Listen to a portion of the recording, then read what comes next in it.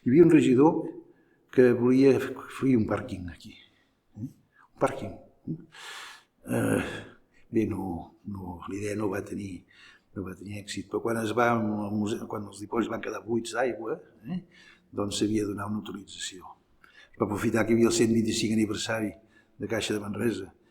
Caixa de Manresa mai considerem prou el bé que ha fet aquesta ciutat, Caixa de Manresa. Mai ho considerem prou, no? En el seu 125 aniversari volia deixar alguna cosa per la ciutat. I bé, en aquells moments, doncs, el Francesc Domènech, que era el director de Caixa de Manresa, doncs, vam visitar un dia els dipòsits, amb l'alcalde també. Vam entrar per una finestreta que hi ha a dalt de tot, davant d'una escala, una finestreta molt petita, i vam entrar. Després, com que tots tres érem tan gressonets, per sortir va costar molt. Va costar molt. A més, anàvem enfangats perquè al fons del dipòsit estava tot enfangat. Però aquí va néixer l'idea de fer un museu. I va ser molt ràpid tot això, perquè als 25 anys eren aleshores i s'havia d'actuar. El fet d'haver aconseguit i que funcionés, realment era important, no? Jo no sé si recordaran una cançó de l'Anna Belén que deia ahí está la puerta de l'Alcalá. Doncs bé, durant diversos anys, jo quan passava per aquí, sense voler, cantava ahí está el museu. Desafiando el paso del tiempo, aquí està el museu. La sensació que s'havia fet una cosa, no obstant les dificultats i tot, i que hi havia per funcionar, bé, era una cosa que a mi em semblava interessant, molt important i interessant.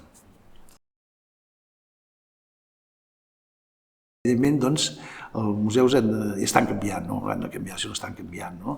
Són interactius, porten un discurs diferent de les peces que es mostren. Això encara anirà canviant, i avançant en aquest sentit. I bé, esperem que la joventut cada creix, que és una joventut amb moltes dificultats, perquè acaben els estudis i no troben feina fins a cap d'anys.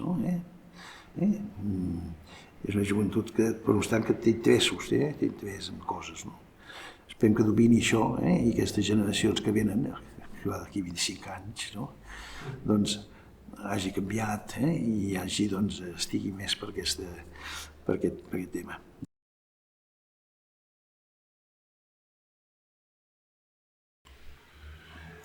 Bé, el tema de pensar que està fent un servei a la ciutat, és la mateixa idea que de la gestió pública dels serveis. Això ha sigut un ideal continu de tota la meva vida. Adaptar aquesta forma de veure les coses, aquesta forma d'actuar, de pensar, de que un està al servei d'alguna cosa, i en aquest cas al servei de la gent, de la societat i de la ciutat. De la ciutat perquè, de la ciutat en general, i de la ciutat perquè bé, vivim aquí, i per tant és el que és el nostre camp de treball directe.